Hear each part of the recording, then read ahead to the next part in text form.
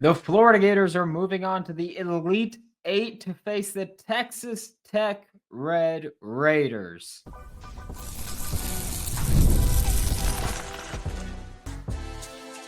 You are Locked On Gators, your daily podcast on the Florida Gators. Part of the Locked On Podcast Network, your team every day. Hello and welcome back to another episode of Locked On Gators, part of the Locked On Podcast Network, your team every day. Thanks for making Locked On Gators your first listen of the day every day. We are available daily and free wherever you listen to the podcast and on YouTube. As always, I am your host, Brandon Olsen. Happy Friday. Find me on Twitter at WNS_Brandon. We'll talk about the matchup with Texas Tech in a minute. We're going to talk briefly about the Maryland game last night so that we can say this. And if you're going to be mad about criticism, just skip about, I don't know, 7 minutes, we'll say. But that was one of the worst first half performances I've seen from a team as good as the Florida Gators, right? Like, we've seen worse first half performances. Hell, we've seen worse first half performances by the Florida Gators, just not with a team this talented, right? 13 turnovers in the first half was just nothing short of completely unacceptable, right? I mean, I don't know how anybody can look at it and say, hey, there were no concerns, no problems there, because again, there were, right? It's as simple as that. There were, and I'm bringing it up because, and I saw Twitter, I saw Discords, I saw the Insider program, which the link's in the description below. All talk about how frustrating that first half was, right? And here's the thing about that. I feel like that's what I've been saying about this team, right? Like they have so many self-inflicted wounds, we'll say. Like it is truly incredible how quickly this team can turn around a bad half, or how much they could turn around a bad half. But so much of the bad things that happen with the Florida Gators, because of themselves, right? Like, you look at that first half, and turnovers were a big thing, right? They had 13 first half turnovers. And if you go back and watch just go back and watch the first half, you know how the game ends. You'll be fine. Watch the first half and just watch the turnovers by the Florida Gators. And it's the thing that I've been harping on, where so many of the turnovers are just dumb passes. Like, we talk about like with the UConn game, right? I felt like there were a lot of turnovers, that those turnovers were self-inflicted turnovers, that they were not UConn just making great plays. And yeah, I'm not saying that no team ever makes great plays against Florida. Teams do. But a lot of the times when Florida turns it over, it's self-inflicted wounds. Like, I don't know what Walter Clayton Jr. was doing on that inbound pass that he did yesterday. That was like 3/4 down the court. And I know he's done it before and it's worked before. It doesn't mean that I don't freaking hate it every time I see it. That's not an analytics play. Like again, there are things I don't agree with, but if analytics back them up, then I at least understand the logic of it. Then there's some where it's just like, what is the point? Because the context of that, if you didn't watch the game, was Ruben Chinilu got the ball. He got a rebound, turned it over while trying to give it to, I think it was Walter Clayton Jr. He was trying to give the ball to a guard. Maryland stole it. Maryland scored quickly. Walter Clayton Jr. picks the ball up to inbound it, chucks it all the way down court, turns it over, gives up another three. And then, so now we went from what was simply oh, hey, you turned it over there. That sucks, but we'll move on. Now that turned into a 5-point swing in the matter of like 8 seconds. Things like that. Again, I've said it before and I will say it again. You may be able to get away with that against a lot of teams, but we're not playing a lot of teams right now. You are getting to the point where you are playing the elite teams. That's it. It's called the Elite Eight for a reason. You are getting to the point where you are playing the best of the best, and those kinds of mistakes will get you sent home. That is what I'm trying to harp on. And I know that I can keep bringing this up. And I know that every time Florida wins, despite having some of these boneheaded mistakes, I know that people's response will be, well, they won, so it doesn't matter. And I know that the moment if Florida loses, I'm going to knock on wood, I'd rather be wrong and have them win the national championship than be right here.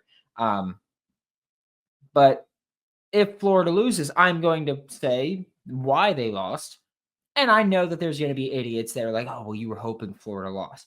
Believe me, I'd be way happier with a win, both for my mental health, both for my emotional health, and both for my wallet. It would be way better to cover a national championship winning team than if they lost. So I will say that. But I just know that I'm Nostradaming this already. If Florida loses a game, and if they do, it will be because partially at least turnovers. I know that I'll bring that up and people will say that I've been preying on their downfall. When really I want nothing more than for them to dominate every team they play. But again, for me, the thing is, and it's also a frustrating thing with how quickly they can turn it around. Because going into that first half, or getting out of that first half, we'll say at halftime, incredibly frustrating. Similar to the UConn game, right? Very close game, despite having a bad first half. And then the second half, which is different from the UConn game, because the second half, they still came out and it wasn't great. But the second half of this game, they came out and they just dominated that entire second half. And that's part of what frustrates me, because the fact that they could just go into the locker room, come out and just, we're good again, blows my mind. Absolutely blows my mind. And that just drives me nuts. Also, yesterday, Alex Condon left the game in the first half with an ankle injury, is all we were really told. The commentators in that game, I don't know what the hell they were on, but they were saying things that just didn't really make a ton of sense to me at certain points. Like there was one point where they were talking about, oh well, Walter Clayton Jr. He went under the screen instead of going over it, and he like kind of didn't even go into the screen at all. He kind of just walked over him and, oh no, you're out of reach, and that was kind of how that went. So I don't really get it. I'm gonna be honest with you. But yeah, the commentators were just something. So the commentators were talking about the ankle injury, and they called it a sprained ankle, right? And Todd Golden, when doing an interview during the game, was like, yeah, we don't really have like an answer yet. We're doing precautionary x-rays. That's kind of it. We don't really know what it is. And then Alex Condon comes back in the game. So I don't know what the hell the commentators were on, but Alex Condon came back in the game. I'm hoping that today we will get some clarity on his availability and his status. And I want to make that clear that just because you come back into the game does not mean that you're going to be available for the next game. Because let me tell you, if you've never sustained an injury or anything, and obviously each situation is different, there have been times where you will get injured, be able to finish the game, and then not be able to play, 2 days later. Or 3 days later, whatever it may be. There was one time I was playing football. I got cracked in the face, got right up, played fine. And like the next day I was just like, I cannot turn my head. It's just brutal for the next couple of days. It was rough. So fun story about that. Yeah, happens. We are about to talk about the Florida Gators game against Texas Tech in the Elite Eight. And we will talk about that when we get back with this episode of Locked On Gators. We are all about the stats because numbers don't lie. When it comes to the all-new Nissan Armada Pro 4X, the numbers are on an MVP level with the ability to tow up to 8,500 pounds. It can quite literally carry the whole team. Plus the gear wherever you need to go. It's powered by a twin-turbo V6 engine, delivering the strength and performance to handle highways, back roads, and everything in between. And with room for up to 8 people, the Armada Pro 4X is built for big cruise, big adventures, and even bigger memories. Take your adventures to new heights in the all-new Nissan Armada Pro 4X. Learn more at nissanusa.com. March Madness is almost done, but it's not too late to make yourself some money. FanDuel is giving you the chance to get on the action like never before. Right now, new customers can get $200 in bonus bets when your first $5 bet wins. That's $200 to use on everything, buzzer beaters. I personally will profit quite handsomely if Florida beats Texas Tech. I got Florida to make the Final Four at plus 1,500 before the season on FanDuel. So just saying. Visit FanDuel.com and get in on the college hoops action all tournament long. And the MLB just started. Opening day was yesterday. Don't ask me about the Mets. I'll tell you that. But go to FanDuel.com. Thanks for making Locked On Gators your first listen of the day every day. We are available daily and free reviews in the podcast and on YouTube. And Texas Tech beat Arkansas last night in overtime in what was a freaking wild game. Okay.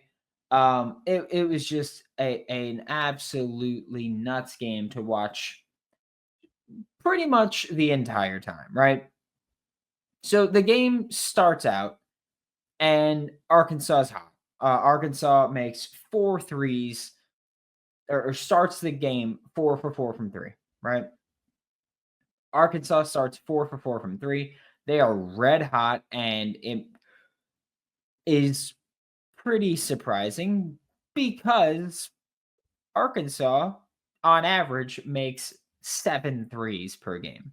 And they started 4 for 4 from 3. And so it's like, all right, well, Arkansas, they're already shooting better than usual. And then the game went pretty back and forth for a long while. There were some trading there. Arkansas at one point had a 16-point lead, and then Texas Tech just started running wild on them. Texas Tech went off. JT Toppin had made some clutch plays, clutch buckets there.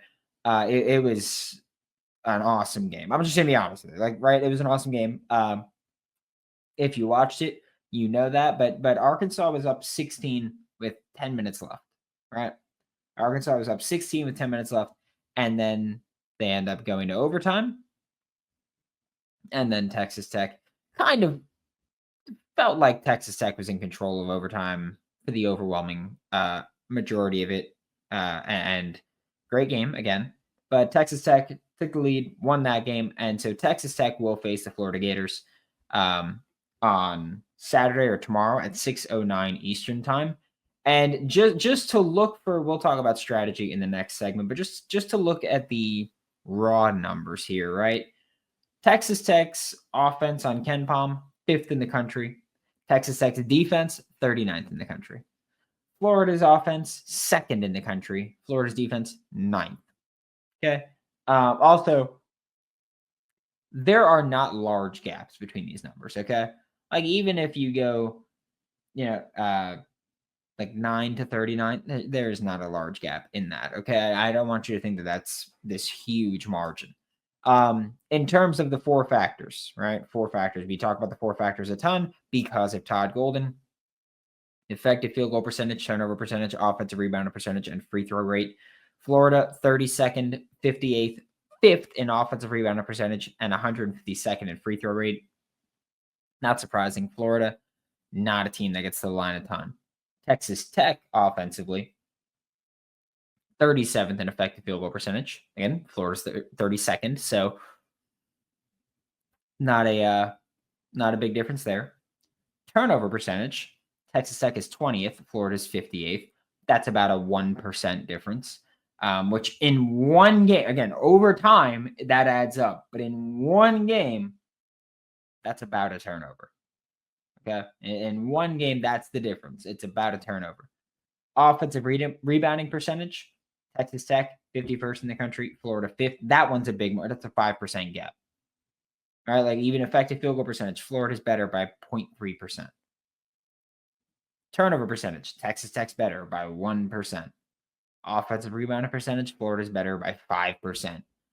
Free throw rate, Florida actually better by 5%. Texas Tech is in the bottom 80 in the country, 364 teams. Texas Tech is in the bottom 80 there in terms of free throw rate, which is how many free throws they attempt per field goal they attempt. Just want to throw that one out there. Then defensively, Florida allows the 5th best effective field goal percentage in the country. And a large part of that is that Florida does not allow, I don't want to say allow. Teams don't shoot great from 3 against Florida, right? So teams don't shoot great from 3 against Florida. Against Texas Tech, they shoot better, we'll say. It's about a 3% difference, which again, one game, not a huge difference, but over the course of the season, big difference there. Florida does not force a lot of takeaways. Texas Tech doesn't force a lot, forces slightly more, but doesn't force a lot. Offensive rebound percentage, Florida a little bit better than middle of the pack in terms of they allow more offensive rebounds. And I don't think anybody should be surprised about that, right? Like that's the thing that I've been talking about for a long time. When you look at the games like Missouri, where you're bigger than them, like so many games, Florida is bigger than their opponent. And yet still they allow more offensive rebounds than they should. So which a thing to look for against Texas Tech. Texas Tech is a relatively small team, which we'll talk about in the next segment because I do think that's going to be important in this game. Very important in this game. But they're still a pretty good offensive rebounding team, which again, we will talk about that as well too in the next segment. But free throw rate, neither of these teams are super foul heavy. Again, Florida, I think the thing with Florida is that they foul a good bit, but they're not really shooting fouls. Florida fouls a lot on ball handlers, just playing aggressive at that point. That's what it is. Like Florida is not a team that allows a ton of free throw attempts. They foul a good bit, but they don't allow a ton of free throw attempts because it's ball handling. So many times it's a ball handler goes into a Florida defender and a Florida defender uses their hands, and you can't use your hand. Like let them bump you, but you can't use your hands. And if they hit your chest and your hands come in on them like that, just reactionary, you're going to get called for that. And that's what happens with Florida a lot. And so Florida, not a very foul heavy or not a very, don't allow a ton of free throws, I guess we'll just word it as, but they do foul quite a bit. But stylistically, this is going to be a really fun game. For your heart, like if you have a heart condition, maybe sit this one out because this game should be high scoring, should be back and forth, should be exciting as hell. Texas Tech actually shoots better from 3 than Florida and shoots more threes than Florida.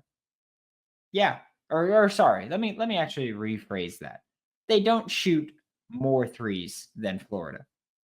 They shoot a higher percentage of their shots from 3. Texas Tech shoots 44.7 of their field goals are from 3. Florida's at 43.8%. So the difference there is not is not that they shoot a ton more threes because Texas Tech is way more slower pace than Florida is.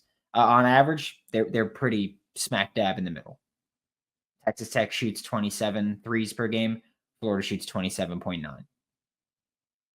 So they're kind of even there, right?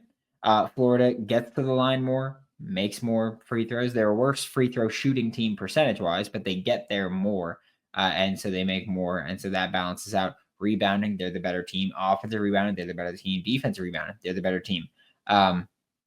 In terms of shots coming off of assists, shots coming off of passes. Texas Tech is better there. Florida's better at contesting shots. Again, Florida turns the ball over more. Florida fouls more. But this should be a fun, exciting game. And I am interested to see how Texas Tech reacts to Florida, because Texas Tech is a team that they're still good through any through any tempo, we'll say. I guess we'll say in any tempo. But for Florida, one thing that they've done so well is that they've dictated the pace. And that's one of the reasons that Florida's games get messy, right? That Florida goes, hey, we're going to speed this up and make it ugly. And I do think that Texas Tech, while they're still good in up-tempo games, it's different from a UConn, right? When we talked about the UConn game, we talked about how UConn's a slower paced team. Florida can push the pace, people talked about how UConn's a slower paced team. Florida can push the pace, push the tempo, and throw UConn off. And that's not really how it works, because UConn is still really good when they're up tempo. In fact, UConn kind of plays a little bit better when they go up tempo. They just don't go up tempo. Texas Tech is a team that they're still good when they go up tempo, but they are worse in up tempo situations. Notably worse in up tempo situations. We are going to talk more about how the Florida Gators can attack Texas Tech strategy wise when we get back with this episode of Locked On Gators. Daylight savings snuck up on us again, and if you're feeling lost hour of sleep, go to 5 Hour Energy, because they've got your back, and they've got my back, because it is presently peeling back the curtain here. This episode comes out at 3 a.m. Eastern time on audio. I am recording this. It is 2 a.m. Eastern time because I had to wait for that game. And if you're staying up late, going to get a bit tired, right? If you're staying up late and then you have to go be presentable on air, you need some caffeine, right? And that's how I did it. 5 Hour Energy gives you that quick, refreshing pick-me-up whenever you need it. I did drink a grape one today. I know I tell you all the time that's my favorite. That's because it is. That's the truth. Head to 5hourenergy.com to find over 15 flavors to choose from, including watermelon, blue raspberry, and peach mango. You can even build your own 12-pack or 24-pack delivered right to your door. If you need one now, grab a 5 Hour Energy shot at your local grocery or convenience store, because they are everywhere. Stock up today and stay energized. The NCAA tournament is here, and so is the Bracket Breakdown. Locked On Podcast Network and Amazon Fire TV channels are teaming up to deliver NCAA tournament coverage like never before. Watch studio shows featuring former players and Locked On's local experts as they guide you through every upset, buzzer beater, and bracket matchup. Stream it all for free on Amazon Fire TV channel. Search Bracket Breakdown to see it all for free. It's your team every day. Thanks again for making Locked On Gators your first listen of the day every day. We are available daily and free wherever you listen to the podcast and on YouTube. To wrap up today's show, we are talking about this matchup. We're going to talk a little bit about the strategy. Right before the break, I was talking about how Florida should push the tempo in this game, because Texas Tech is a very good team. Texas Tech is a very good offense, but one of the things with Texas Tech's offense is that they are a slower paced team, right? The average possession length in college basketball is about 17 and a half seconds. Florida on average is about 16 and a quarter seconds.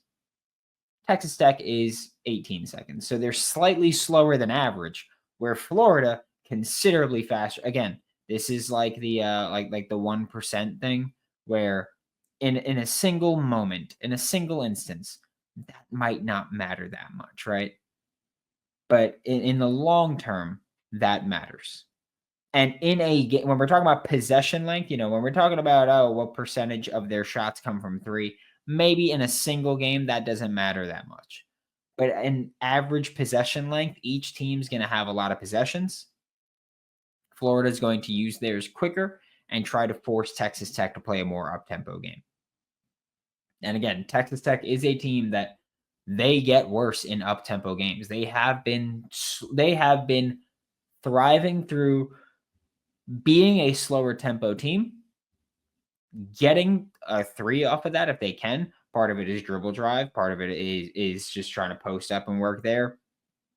I mean, you look at the Arkansas game, and JT Toppin was getting into the paint somewhat consistently. They could kick out, and so pushing the pace is a thing that Florida genuinely needs to do in this game. Again, Texas Tech is more reliant on the three than Florida, but Florida, with their tempo, shoots more threes.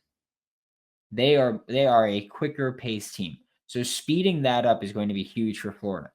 But another thing that I'm looking at, and this is another thing Florida can do quickly, like you could still be up tempo for this. Hammer the inside. You look at Florida's starting five, right? Or should we look at Arkansas or Texas Tech's starting five first? I don't know which one we should look at first. We'll look at Texas Tech starting five first, so then we can compare. Or actually, we'll side by side it. How about that? That's what we're doing. That's 2 a.m. This is what we're doing. Texas Tech's point guard, Elijah Hawkins, is 5'11". Okay, so he's 5'11". Walter Clayton Jr. listed at 6'3". He's closer to 6'2". But also maybe Elijah Hawkins is closer to 5'10". But Elijah Hawkins, 5'11". Walter Clayton Jr., 6'3". Okay. Christian Anderson, shooting guard for Texas Tech, he's 6'2". Elijah Martin, 6'2", same height there. Kerwin Walton, small forward for Texas Tech, he's 6'5". Will Richards, 6'4". So far, you got Walter Clayton's a little bit taller. Elijah Martin, same size. Will Richard, and then shorter. Then you go to Darian Williams, power forward for Texas Tech. He's 6'6". Thomas Huck, we'll just go both bigs, right? Darian Williams, 6'6". JT Toppin, center, 6'9". Okay. Thomas Huck, 6'9". Alex Condon, 6'11". Ruben Chinilu, 6'10". Micah Hanlogden, 7'1". When you're looking at any of those bigs, Florida's got the advantage, right? The only guy that size-wise is going to match up is if you have JT Toppin at power forward and Federico at center for Texas Tech. Which, by the way, great name. But outside of that, Florida should have the size advantage this entire game.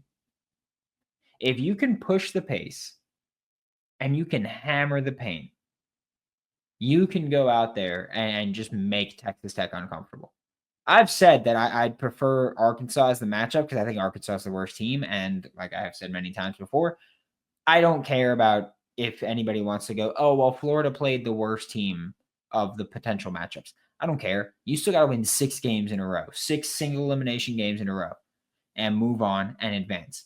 I don't care about who Florida's playing. Beat who's in front of you. You don't get to choose. This isn't like an out-of-conference schedule. You get to pick. Beat who's in front of you. I don't care who it is. Which is why I was saying, yeah, I think Arkansas is a worse team, and I think that would have been better for Florida there.